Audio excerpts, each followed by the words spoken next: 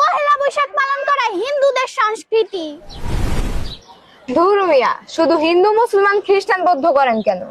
মানুষকে ছোট করে দেখেন কেন? আপনি হিন্দুদের সংস্কৃতি ছাড়া বাঁচবেন?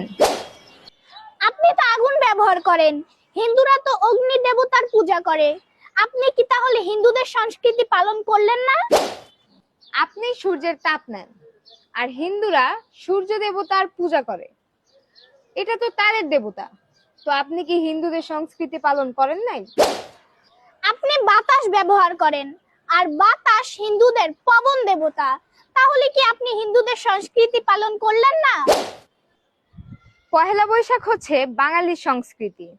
এটাকে ধর্মের ভিতরে টেনে নিজেকে গান্ডু মোল্লা প্রমাণ করেন না। আসলে এই নাস্তিকের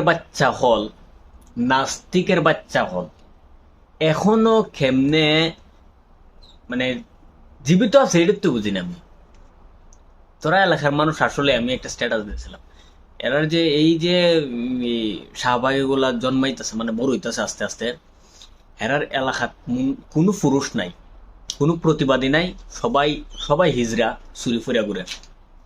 তোরার এলাকাত এইরকম 3টা শাহবাগী বড় হইতেছে, আর এইভাবে এই সবাইরে মানে গালি গালাজ বিভিন্ন জিনিস নিয়ে কথা বলতে আছে।